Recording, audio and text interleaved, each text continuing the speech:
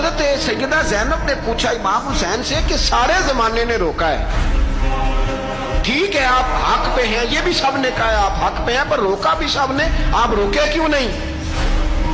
تو ابن کثیر اور ابن اسیر لکھتے ہیں کہ امام حسین رو پڑے، کہنے لگے بہن میں رک جاتا، پر میں نے رات کو نانا مصطفیٰ کو خواب میں دیکھا ہے۔ تو حضور نے فرمایا حسین اگر آج یہ رواج پڑ گیا نا یزید جیسے لوگوں کا تو قیامت تک پڑا رہے گا، پھر لوگ کہیں گے کوئی نکلا نہیں تھا تو ہمیں بھی نکلنا، پھر لوگ ظالموں کے سامنے گردنیں جھکانے کے عادی ہو جائیں گے۔ میں کہتا رہتا ہوں، کہہ رہا ہوں، کربلا کی جنگ کفر اسلام کی جنگ نہیں، کفر اسلام کی جنگ نہیں کربلا کی، کیونکہ یزید تو بڑا پکا نمازی تھا، خطبہ دیتا تھا وہ تو۔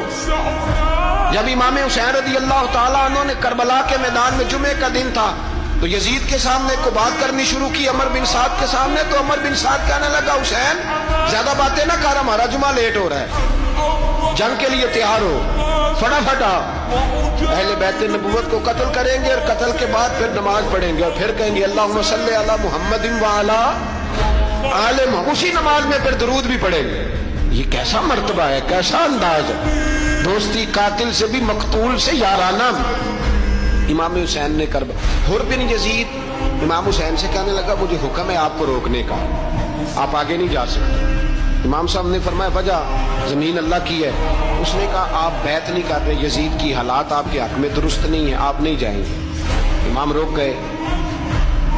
ظہر کی نماز کا وقت ہوا تو حضرت علی اکبر امام حسین کے بڑے صاحبزادے انہوں نے اذان ظہر پڑھی تو حر بن یزید کے لشکر نے امام حسین کے پیچھے نماز ادا کی۔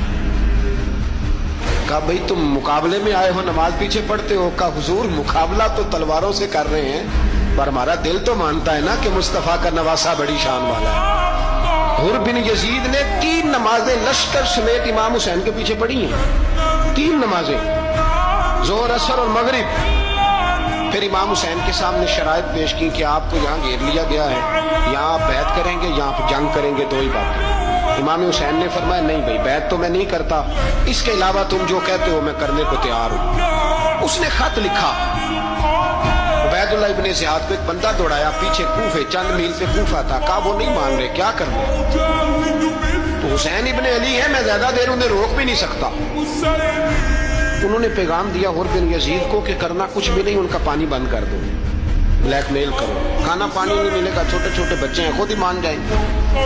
حضرت امام علی مقام کے بارے میں حر کے بعد جب یہ پیغام آیا تو حر کہنے لگا میری طبیعت نہیں مانتی حسین پر پانی بند کروں، دل نہیں مانتا۔ جب یہ لفظ کہے نا دوبارہ تو پھر عبید اللہ ابن زیاد نے عمر بن سعد کو 10,000 آدمی دے کے بھیجا، کہا حر بن یزید لچک دکھا رہا ہے حسین کے حق میں۔ ایک رے کا علاقہ تھا، بڑی وہاں فصل ہوتی تھی، لوگ کوشش کرتے تھے وہاں کا گورنر بننے کی، کوشش کرتے تھے۔ تو عبید اللہ ابن زیاد کہنے لگا تمہیں رے کی گورنری ملے گی، سب سے سرسبز و شاداب علاقہ، تمہیں وہاں کا گورنر بنایا جائے گا اگر حسین کے خلاف لڑو گے۔